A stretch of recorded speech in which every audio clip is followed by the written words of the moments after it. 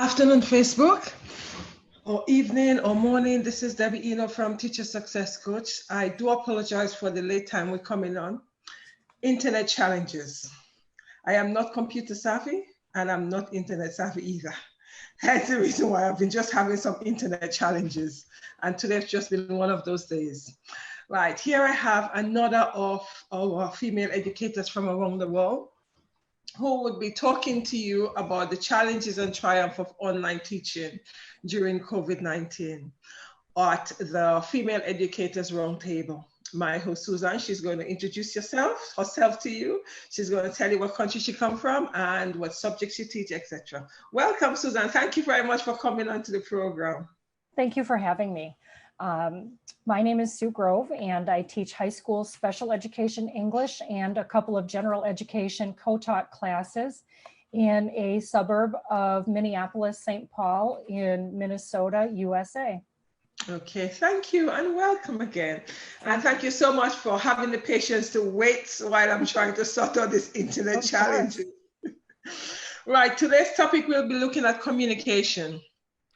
So communication, we could look at it either just communication with connecting to the students, or we could look at it both ways, communication with the students and the parents and carers, right? So I know because myself, we've been having a lot of challenges regarding communication with students in terms of them coming online because they're so classic of saying to you, oh, I cannot hear you, or you know, my internet isn't working, you name it, they've got all the excuses, the reason why they cannot come online. What are some of the challenges that you've been experiencing related to communication and scheduling, meeting with the parents, scheduling, meeting with the students? What are some of the challenges?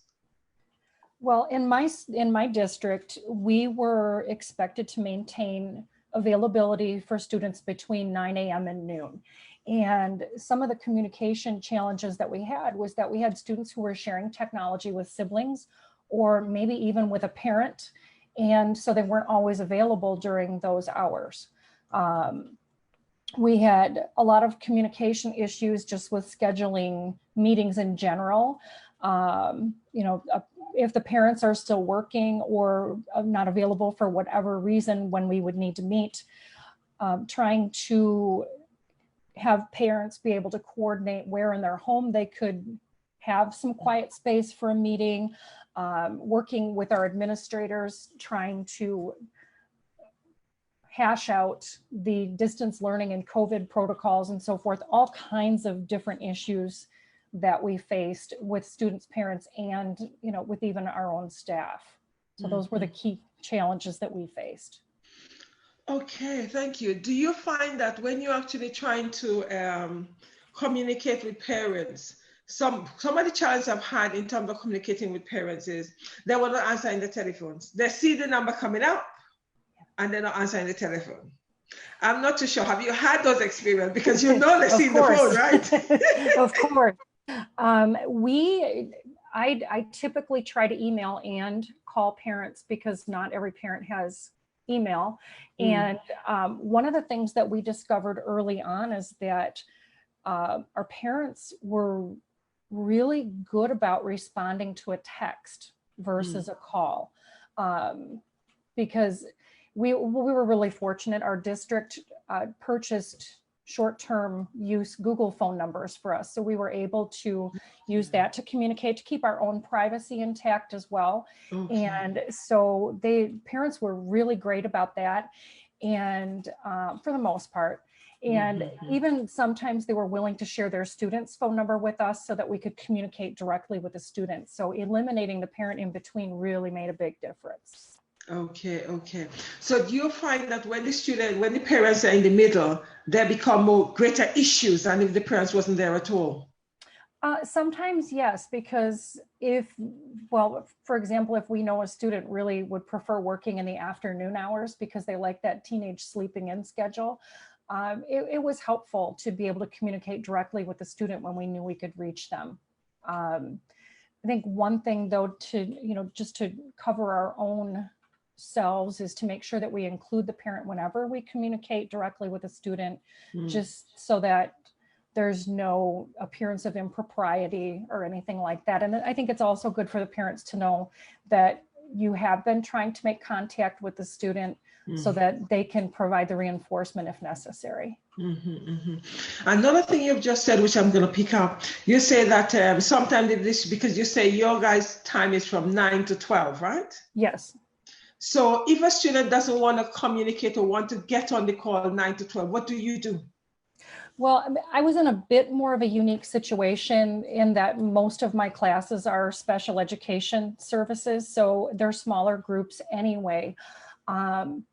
But for any of the students in my co-taught classes, which are, again, general education classes, or my special ed classes, if I was really having difficulty getting to some of them, I would reach out by phone or email and offer them an individual session, because even if it was just to touch bases once a week to make sure that they were getting what they needed to be able to work for the rest of the week, I felt that that was a worthy use of my time, because even though we were required to be available from 9 till noon, we were still expected to work a full school day. So whatever I'm spending my time on really doesn't matter to me, as long as I'm getting to the kids and I'm using my full day, which was, again, the expectation. Okay, thank you. Another thing is, in relationship to the student, do you find that some of them were, in terms of the communication, how were they communicating? Do you find that some students prefer not to come online with the rest of the student and then see you separate, then you had to call them to find out what's happening? Did you find that was a regular pattern? For some students, yes. The whole concept of being in a meeting like this was really uncomfortable for some of them. The ones who like to sit in the back of the room and not be noticed, this is really awkward for them. So I would encourage them to join with, their microphone muted and no video. And if they really struggled with that, then we would set up a one-to-one session, just again to check in and make sure that they knew what they needed to do, even if they weren't coming to those sessions for whatever reason. And some of the students just really needed that extra coaxing and support. I mean, there were sessions where I would just sit and work on whatever I needed to do, and they would sit and do their assignments. And if they had a question, they would unmute and ask a question. So it's still a win-win. And even though it's not as convenient as having everybody in one session, none of us was ready for this either. We had staff who are not comfortable doing video lessons. So I think we just have to be gracious and meet in whatever way we can do it. Thank you for that. It's interesting though, because I suppose, did you find that when the students know that you were present and they're there as well, that they found it much easier to connect? Yes. Because there was a presence there. Yes. I had students who, even if they had already reviewed because I tried to do a blend of synchronous and asynchronous learning, because I know that a lot of my students were in a situation where they couldn't come to class during those hours. But then others would say, oh, I already looked at what I need to do. I already did the assignment. They would come to that class time because they needed the connection with each other. And even if I just sat there and we had a conversation because everybody's work was done, just the social time with someone outside of your own home was really important to them. Thank you. What was the percentage of attendance did you have? Oh, it was really poor. We all did. I think my best was probably 20% for the online session. Yeah. But again, that's why we had to do the asynchronous time, because they needed to either work at their own pace. They saw an opportunity to sleep until 11 and then do their work, working at, I had so many assignments submitted at 2 or 3 in the morning. But they knew I was here if they needed it, and I was in touch with them otherwise. So, I had to be gracious and accept what they were willing to do. Yeah, but the plus for you is you actually got the assignment. It didn't matter what time, Right. For educators as a whole, as long as we get the work, we don't care what time the work come in, as long as we get the work, right? That's a plus. Right. Yes, that was really good. And a lot of students who would normally not have worked with me during the school day were submitting things in the middle of the night. I mean, I had students who passed we're on a trimester system in my district, passed the third trimester, but failed first and second because this was something that they could grab and take leadership on. So, Right. yeah. So the first and second trimester, that was in the building, right? You guys were still in the building. Yes, that's correct. We started our third trimester with online learning. So what can you conclude from this? It's our system of education is not a one size fits all. And especially with being in special education for the last 8 years, it's not one size fits all. And we have to learn the flexibility to do what a student needs, not so much what we need, because we've been at this a while. And I mean, there needs to be a meeting in the middle somewhere, of course, but there are many more ways of delivering instruction than face-to-face in a traditional school setting. And it's interesting though, because your results have actually demonstrated that students who have failed in the first and second have actually shined in the third. Exactly. So this is demonstrating when they actually have flexibility and do it when they want to, when they're able, it's like you set the deadline, but at the same time they know, okay, you could hand it in and so on, so that it gives them the flexibility and I suppose the confidence, isn't it? Right, very much so. There was a big confidence component, and also for students who have an emotional or behavioral disability, allowing them ownership of how am I going to do my work, when am I going to do it, even flexibility, again, being an English teacher and having writing assignments that I wanted, saying, well, maybe I can't ask for this specific assignment, but I can open it up and say, you could do this or this or this, as long as you complete the writing to a level of what I would expect for a high school student in that situation. It's okay. It doesn't always have to be on the terms that I've decided need to be. And again, that's the flexibility piece that a lot of students need to have. They're young adults and they want to be in charge, and this provided a way for them to do that. It's interesting though, because this clearly demonstrates, in education, we've always had one size fit all. We're now beginning to realize this is a myth. We are actually trying to fit square peg in a round hole. And it's an issue. And that's what we've been doing in education all this time. And this is one of the plus I feel that the online have taught us. We need to start looking at a lot more differentiation to allow the flexibility of the students. Because for you, it is so apparent that, in the third trimester, they've actually shined, whereas in the first and second, they failed. Right. Right. It's just, again, it's that control piece. And yes, part of it was we greatly scaled back on the expectation for number of assignments that would be turned in to demonstrate knowledge and mastery, because we knew that we were dealing with students who maybe struggled with that online component of how do I submit my assignments this way versus dropping it off in the basket on your desk kind of thing, and again, with not understanding the expectation, because maybe what's on the platform where they were accessing the assignments wasn't as clear, or I might give the direction verbally, but if you can't ask me the question, then you're still going based on what you think you heard. So again, just that grace to say there was really a significant effort made, and that should be acknowledged.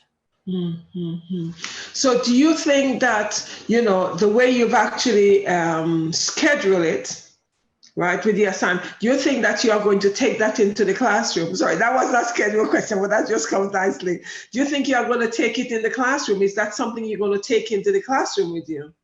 I do want to be more flexible moving forward, because prior to where I am now, I worked in an alternative environment where students had emotional and behavioral disorders. And so a big part of what I did was to maybe for the culminating project after a novel, we would have a menu of activities where you could demonstrate understanding of whatever that was. So allowing students to demonstrate their knowledge in a way that was more suited to their abilities and skill set, more interesting to them. Some students flourish when they have to write a 3 to 5 page essay. Others can draw a graphic novel and still get those ideas across. You know, again, just a menu of ideas for them to choose from. And I think in my current situation, I need to build in more of those opportunities too. Because as you rightly identify, you know, some students are more, you know, graphic learners, some are more theoretical learners. So in terms of when we start going back to the classroom, you know, because that's something I found as well, I think that is essential that we give them a range of opportunities by which they could actually present their assignment to us, because the, you know, the linear fashion of writing the assignment doesn't work for every student. No, it does not. And I think language arts is one of the harder subjects for students to comply with that traditional expectation, because not everybody's brain works that way. And, you know, it's time to acknowledge that some people are not going to be writers. They're going to be hands-on, creative, whatever. And it doesn't mean that they don't know. Exactly. And it doesn't mean that they're not intelligent either. It's just a different, an alternative way of presenting the information. Right. And I do see that there's a reason why this COVID-19 have happened. And I feel that in every walks of life, there have been changes, except in education. We have not moved anywhere in education. Everywhere else in terms of technology, they've moved. But we've actually been forced to learn a range of technological tools which we now have to use. Right. And I feel one aspect, what actually come up quite a lot for us is how we structure assignment that students actually present to us. And I do feel that we need to be more flexible and mindful and, you know, have a range of tools that we offer students by ways of their presenting assignment to us. And your example really demonstrates that. I think too, when giving them those options, the communication improves because they're more invested in what they're doing. And I don't remember if I mentioned it to you before we got started, but a lot of teachers aren't ready to do this distance learning thing. And I mean, admittedly, I'm not as comfortable with it as I could be. I've learned a lot from it. I miss my face-to-face time with my students, but I think part of our job is to say, yep, this isn't what I thought it was going to be when I said I wanted to be a teacher, but now the time is here that I have to grow. And so looking for those online seminars over the summer when we have some time to learn other platforms that we could use or other tools that we can use to convert our instruction. Districts and, however other schools are structured, but providing that professional development time over the summer to say, hey, we know this isn't optimal. This is not how we want to teach, but this is what we're going to have to be prepared for. So that personal willingness, but also that professional, my employer is giving me this training because they know I need to have it. I think those are crucial, just being open-minded and learning something new. Yeah, thank you. I think that is so true, because what I've discovered is there are two sets: the mature educator and the young educator. The mature one is saying that I don't understand technology, I fear of technology, and I'm not able to make it, right? You have the younger ones feel that academically they don't know enough. So we have the two groups, and I feel that the two groups need to be merging. And I also feel that as mature educators, they need to come off that this is the way I've always done things. Right. And I think it's the mindset that is blocking, because the mindset of this is the way I've always done things, the shutter comes down, the mind freezes, and then no progression.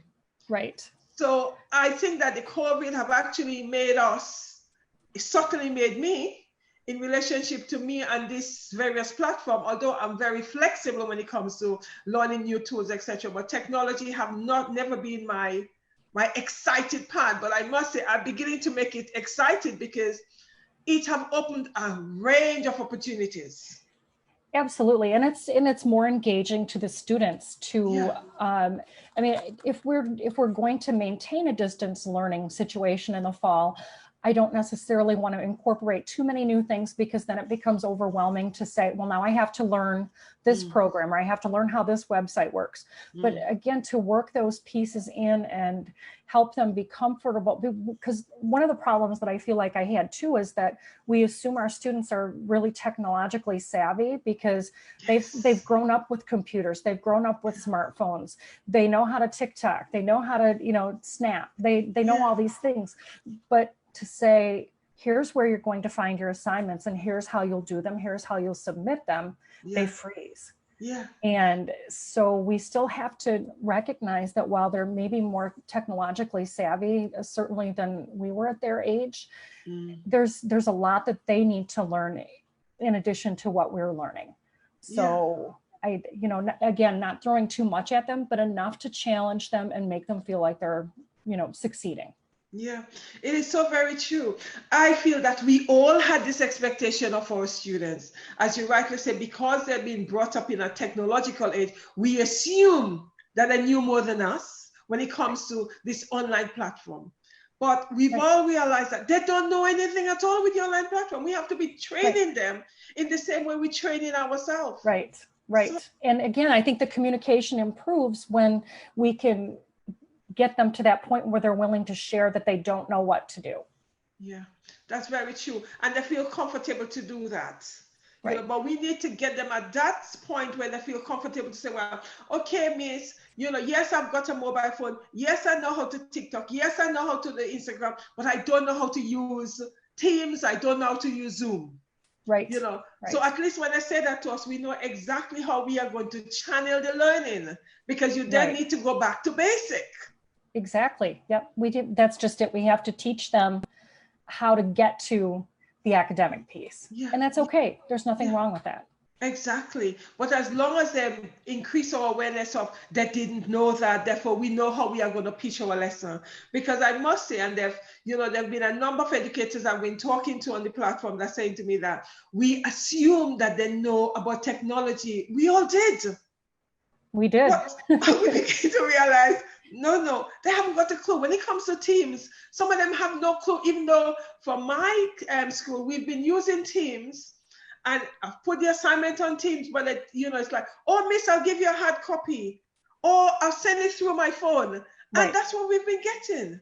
Right. Oh, yes. I'll send it to you by email. I'll share the doc by Google Docs. And it's like, no, that's not what you're supposed to. So for myself, I had to take a step back and say, I'm going to teach you how to share your screen with me. When you can share your screen, then I'm going to tell you where on your screen to go. This is how you do it. And I had, once we got over that hump of where do I find it, then they were much more comfortable doing it the way we needed them to do it, to keep that uniformity that we need. Yeah, it is so true. It's like the assumption we make, which is so, well, we cannot blame ourselves for making the assumption because they have this phone attached to them, okay? So we think that because it's attached to them, they know how to use everything else, technology.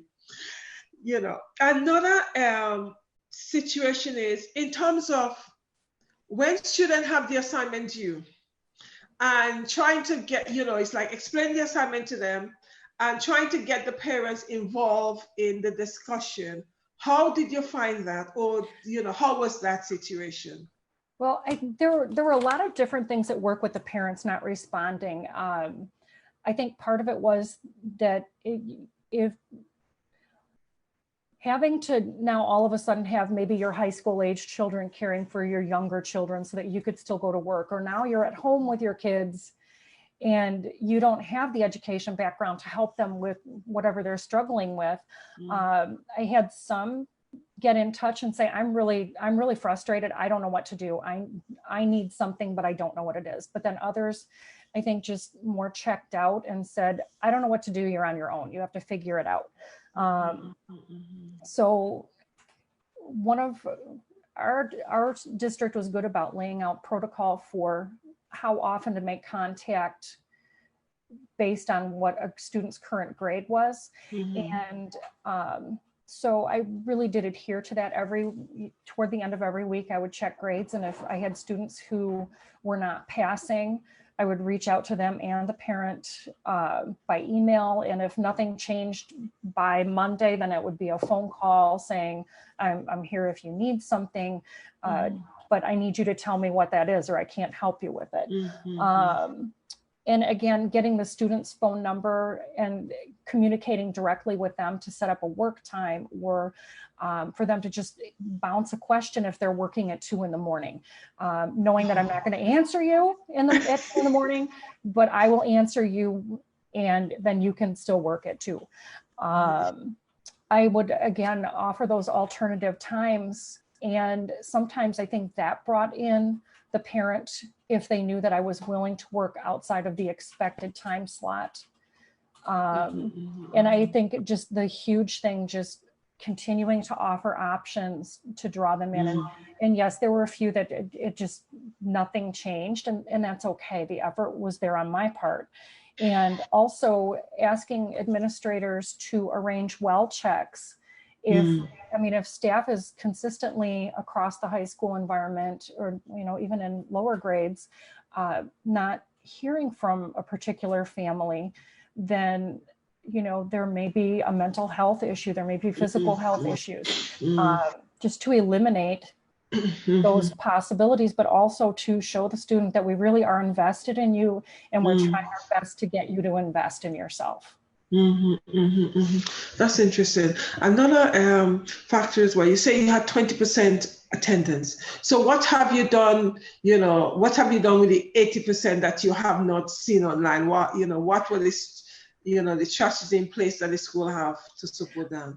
Well, for the 80% who did not engage, we, by our, class times, we emailed, we texted, I took whatever assignments they submitted, and I had to be really generous with those due dates, knowing that some of them had technology issues at first, whatever the case may be. So again, it's just kind of opening up my mindset and knowing that this can't be a typical learning experience. It's not.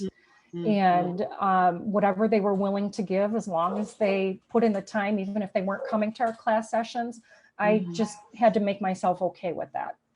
Okay.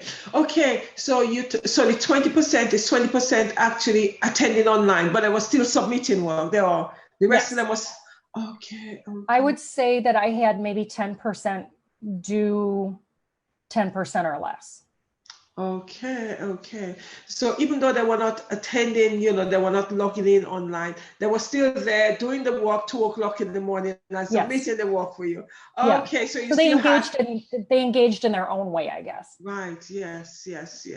You see, that's another thing. As educators, we need to be flexible, because if they're choosing to not come onto the platform at the specific time, but yet still submitting the work or sending you the odd email, they're there, but they're not comfortable with coming online and seeing everybody. Right. And that's just it. I mean, again, I have teachers within my building who are not comfortable with that. So they did not do online sessions unless they absolutely had to. They would meet up with a student who requested, or, maybe keep their camera turned off or whatever, but they weren't comfortable with that. That's, again, not what we signed up for when we wanted to be teachers. Yeah, but I personally feel it is harder if you haven't got your camera on as the teacher and you have the students there, because I feel that the connection is so important, even more so for, younger students. Because definitely the younger ones, they need that. Yeah. Seeing a blank screen where your teacher name is, I personally doesn't feel it connects well with the younger children. Agreed. I'm very much a people person, so I just said, well, I might look foolish or sound weird or whatever, but this is it, And for the asynchronous parts, if I made a mistake in what I said, I didn't go back and re-record it, because that's what it's like in a classroom. You don't go back and fix it. you correct yourself and you move ahead. But I Yeah. think they just needed human contact, even if Yeah. it's far away. Yeah, I see that as well, because I think it's so important, because I had one of the educators was saying that her child who was under 8, the teacher did not show her picture. So the child was totally lost. The child couldn't connect. The child did not stay on, the child didn't stay on the platform. The child just left. And you could see that because they're so used to having the teacher close by. Right. It is hard enough not having your teacher close to you. So just seeing the teacher is excitement for them. It's I think that's so important. Yeah. We need the contact. Yeah. Yeah, I understand that it is so very different for us, doing online, because, it's like a far distance, but it's still important that the students see us, because in the classroom, they will be seeing us anyway. We'll be Right. jumping around the classroom, running here, going to one side. I see the platform is very much the same. There's opportunity for it to be the same, without a doubt. I mean, it's just, we have to get over that self-conscious thing. And, can they tell if I don't have makeup on? Can they tell that my gray is growing out? I mean, it doesn't matter. What they need is the contact, and to know that you're still there, even if you're not in person. Exactly. And I think that is far more important than anything else. And I think that's the connection we need to have with the students. So when somebody, I understand that, being on camera, you look different, you sound different. I hear all of that, but this is exactly how it feels in the classroom, because we're not hearing ourselves in the classroom, and Right. we're not seeing our image in the classroom. We assume that it's different. It's no different. No, it doesn't have to be. And again, I think some of my students just needed that contact, even if they had done their work, to say, hey, can we sit in the same room for a little while? Oh, Sure, why not? Yes. It's just to see that. It's a reassurance, isn't it? Yes, definitely. And it was good for me too, because I need the contact as much as they do. Yeah. And you need to see what's going on with them, even though you're not seeing, but you just see them, physically. So okay, that's fine. Right. Absolutely. I don't know. I just think, as educators, we think on our feet. So I don't see that platform being online should be that much of a difference. No, I think the hardest part would really be the technology piece, and getting comfortable with doing these things. I'm sure for other teachers, the experience wasn't the same, but I felt like once we were under motion, that I had more time to prepare for these situations that might come up, or to think through a different way. Well, okay, I would normally do it this way in class, but I can't do that. So now how am I going to do this? I felt like I had more time to think that through, rather than having to, be thinking on my feet. Right. So, and again, maybe other people didn't have that experience, but I did, and it was great. Yeah, it's interesting, because I just think we just need to go with the flow, basically. Very much. And there's sometimes we need to think of ourselves less in terms of what our students need and how our students would connect with us.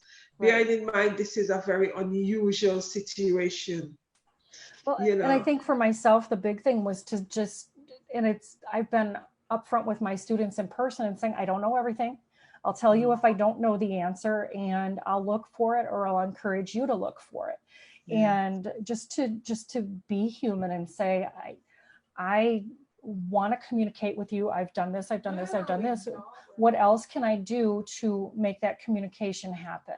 Because I don't have all the answers. And if you know something that works better for you, then you need to make me aware of that. And that's okay. Just be human. Yeah. I think that is important, because far too often educators give this impression that they know all the answers and they're up there. So when you make a mistake, the students say, oh, don't you know the answer? We need to stop this expectation. I say to my student all the time, I do not have a dictionary in my head. I cannot spell all the words for you. There's some words I do not know. You Google it, or you pick up the dictionary, because I don't know. And I think it is so important that we tell our students that we don't know.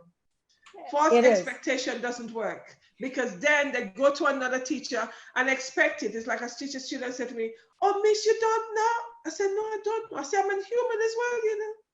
So you need to remind them that, yeah. Yep, very true. We have to, because they then have this false expectation of what an educator ought to be and should be. And then that is then filtered down to the parents. So Well, that, I feel that's why parents feel that, oh, as educators, you should be all things to the children, i.e. the educator, the counselor, the coach, the parent, you name it. We wear all the hats. Well, and the students, I'm sorry, the students need to develop that independence too. And if we can encourage them on these little tiny steps when they're adults, then they should be able to be a little more independent because they've had safe practice. Yeah, that's very true. That's very true. I think it was a few days ago, I was talking to educators, and I'm saying to them, we need to encourage students to be independent. We need to be supportive, yes, but we also need to allow them to be independent, to take ownership. Right. Because when they don't take ownership and they don't come to our classroom with a pen or the pencil, we then saying, "But haven't you got a pen? Haven't you got a pencil?" "What, miss? You've given me one yesterday." You shouldn't be giving them at all. Because the minute you give them, it becomes an expectation. And they do not feel that they need to bring the tools for the class. I keep on saying to them, you need to bring the tools for the job. It's like your parents have a plumber. The plumber comes without his tools. What's the point? But miss, really I'm true. not a plumber. I'm not interested. You need to get the tools for the job. Right. And as educators, we need to encourage that. And we also need to say to them, okay, you are supposed to do my work. You haven't got a pen. Just make sure when you come to my lesson tomorrow, everything I've just taught you, you have it written down. I don't care how you do that. But you see, when we keep on giving them, we're not helping them. Mm-hmm. That's very true. That's just it. At some point, they have to buy in. If they don't, then what are we doing? Exactly. And that is an aspect of the job that frustrates me. Because when I see teachers are constantly giving, they didn't come with a pencil, give them the pencil. They didn't come with paper, you give them the paper. And when they come to my lesson, I said, no, I'm the bad one. Because I'm not giving you the pencil, I'm not giving you the paper. You're supposed to be coming to school with that. Oh, but Miss X give me this. So that's the challenge we have all the time. Yeah. Well, and I'm a little more cautious with that because we do have a large portion of our students who are living at poverty levels. And so I'm a little more careful with that one, but I will give you a pencil and I expect you to keep track of it. I'm not going to give you another one tomorrow. You can ask a peer because I know I just gave you one. Exactly. I might have given you a notebook, but now you have one, so don't lose it. But yeah, it's interesting how it plays out in different communities for sure. Yeah, it does. It really, and it frustrates me because, the students get free notebooks, etc. And you would give them the free notebook. The next day, they're asking you for the paper. Really? Where's that new notebook I gave you yesterday? Yep, exactly. But it's responsibility and ownership for sure. Yeah, exactly. Okay, the other thing is, in terms of tips, what tip would you give any educator who, in terms of communication with the parents, with the students, what are the tips you would give for educators working online with the challenges from the communication, the parents not picking up the phone, the students, what would you say? Well, again, I would say, be human and approachable, and so that they're comfortable saying, this isn't working for me, I need something else. And recognizing that I had maybe fewer students to reach out to than what other teachers might. I did one-to-one contact every week, whether that was a personal email or a phone call or text or a card in the actual physical mail, just to say, hey, even if I'm not hearing from you, I'm thinking about you and let me know what I can do to help. That I actually got a lot of good responses back from a couple of students on that. Every now and then I would get an email saying, I got your card in the mail, thank you. And then later in the week, they would show up for a session, or I'd get a couple of assignments that were missing. So that's nice. Yeah, it was. And I mean, it was my financial investment, of course, but it was just to let them know that I haven't forgotten about you just because I'm not seeing you. Yeah. And I made sure to work with some other staff to get together some community resources, because we found out through the course of this that we had a couple of students whose families were going from food bank to food bank every day because their parents had lost their jobs. Now, if you don't have food, you're not going to be interested in studying. And now you're going from food bank to food bank. And when is your study time? So having resources like that available so they know where to go to get the help that they need. And that flexibility with the work schedule, saying, okay, you can't meet from 9 till noon, but can you pop in at 3 for just 10 or 15 minutes? And again, I had to work a full school day anyway. So, if I'm meeting with a student or developing a lesson, it doesn't matter to me either way. And, just making sure that you document every attempt to make that communication, because for some of our students, it came down to analyzing how much time did they spend working, what are the grades they earned, what were the reasons that they didn't get those grades, did we reach out to them enough, did we try different ways to do it? So, just documenting to make sure that you really have done everything that you could have done. Really important things to think about. Yeah. It is so important that, as much as possible, we try to make the connection, because as much as the student, as much as we have the specific time, in your case from 9 to 12, we also know that they might want to make contact, but, the fear of everybody else seeing them or hearing the request becomes a real barrier for them actually reaching out. So something you said, which is interesting, is the ability to be flexible. It's key. And again, being a special education teacher, that's just ingrained into our training and education.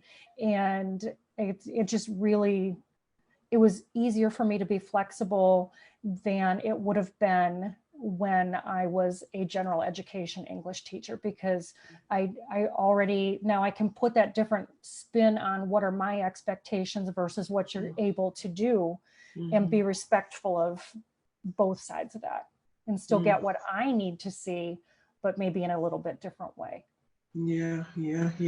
That is so interesting, because for me, my takeaway from you is, the ability to be really flexible, and, the awareness of, allowing students to present their work in whatever format they want to, which is comfortable to them. Right. As long as they're able to demonstrate what you need them to demonstrate. In a circumstance like this, we just have to be more flexible. That's, that's a real thing for me in terms of, increased awareness, because we are so trapped in terms of, okay, you need to write all your work out, you need to present it this way. We very rarely give students the flexibility or the opportunity to present in an alternative fashion. Right. And if a student can show me that they understood a piece of literature by writing bullet points, by writing the standard essay, by doing a character analysis that uses a drawing. And again, if it's not designed to assess writing, why can't we be more flexible with how they demonstrate it? Maybe you give it to me verbally because writing is just so tortuous to you, but you can tell me all about it. And we just have to start thinking differently. And I hope that this experience is going to encourage more teachers to think outside the box and say, it's not about how I want it to be. It's about what does it really need to be for the student to be successful and to actually learn something. That's very true, because as I said, every industry have moved and there have been a shift, except in education. We still think, Okay, you need to present your work, you need to write your workout, you need to do it in an essay. You know, we're still thinking in that fashion. And COVID have actually, an online platform have actually turned the whole thing around. We need to take what we get. Well, and we need to stop saying when we go back to normal. There's not going to be normal the way it used to be. And that's okay. True. We need to take that and say, I'm not going back to that because I've learned, I've grown. Why we want our students to take what they've learned and how they've grown and do something with it. If we say I'm going back to normal, we're not meeting the expectations we have for our students. We need to take what we learned and what our growth is and do more. Yeah, that is so fantastic, Susan. That is so true. Because so often people say, oh, when we go back. No, we cannot go back to how we used to be. There's no way. Right. And why go back when you can go forward? That's very true. That true. Sounds cliche, but it's why go back? Yeah, because we've learned so much. Yeah, it is very, very true. It is very, very true. Thank you very much for that. It's been a fantastic session. Thanks, Debbie. I really enjoyed talking with you. It's fantastic. Thank you so much for accepting the offer and coming to tell us exactly what communication was like on the online platform. It's not what people think it is, it's practically what exactly was like. Yes. Thank you, Facebook. Thank you guys for actually tuning into the show. And I'll see you guys sometime. Tomorrow would be the normal time. I hope that my internet challenges have been sorted because it's been going on now for a few days, off and on. Thank you, everybody, for tuning in. And I'll see you guys tomorrow at some point.